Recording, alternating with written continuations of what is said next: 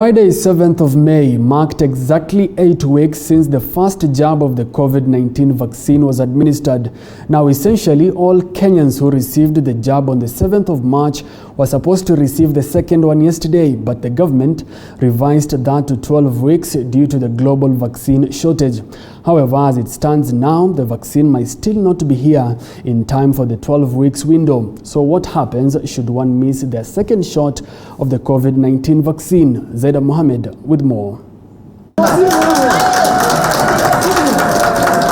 After its rollout on the 5th of March at the Kenyatta National Hospital, the government scheduled Kenyans for a second jab or the booster dose on the 7th of May. Many who received this dose on this day, including Director General of Health Patrick Amoth, anticipated the administration of their second dose. However, due to an ongoing global vaccine shortage and a new study showing the vaccine's efficacy is higher after a longer waiting period between the first and the second dose, the 8 weeks window was revised to 12 weeks. But even as the 12 weeks window approaches fast, many have been left with doubts. The ongoing COVID crisis in India, the biggest global vaccine manufacturer, a clear sign that the second dose might not be here in time for the 12 weeks window. I therefore sought to find out what happens should one miss their second dose and whether missing the second dose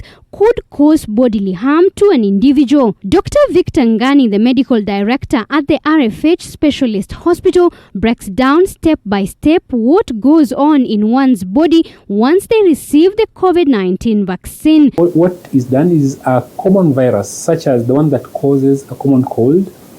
It's used to deliver material that would make the body think it's been attacked by COVID-19. This is what we're using. So the virus that causes a common cold, it's filled with some material from the COVID-19, the coronavirus, and then this is injected into the body, and the body generates sort of an army of defenders. According to Dr. Ngani, even though the COVID-19 vaccine is a new phenomena, no harm shall be caused by missing a second jab. However, one's immune might be lower as compared to when one receives the booster dose. If you miss a second jab, you do not risk any harm. Actually, that is important to note. Your body does not respond negatively because you miss a second jab, no. It's just that your immunity to COVID-19 goes down. One jab is way better than no jab, but two jabs are better than one jab. Dr. Ngani says not only is the second jab essential, many studies have shown one may need a third and a fourth dose, as no one knows how long a vaccine will be protecting one after administration. There's a possibility that there's going to be a third jab at some point. The UK, for example, where the AZ vaccine came from, is planning to give its people above a certain age a third jab before this year is over. Dr. Ngani, who received the first dose of the AstraZeneca vaccine, says he might be on board to receive a second dose of a different vaccine should the government bring in different types of the COVID-19 vaccine. Several countries have endorsed the mixing and matching of the COVID-19 vaccines. So initially we were categorical that you don't mix vaccines. The first jab you get, you get the exact same jab for your second dose.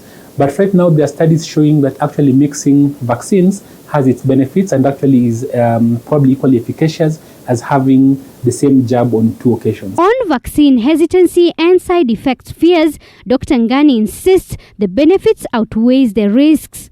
Would you know that the risk of getting a blood clot from COVID-19 is 40,000 times higher than the risk of getting from the vaccine?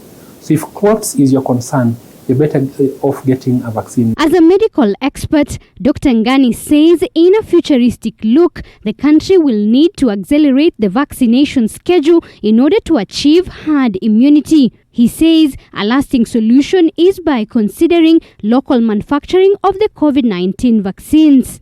Our own KEMRI was involved in the process of developing some of these vaccines, but we don't manufacture them locally. So let's just change that, see what we can do. And of course, it's possible to create capacity in the next year or two. Zainab Mohammed, TV47.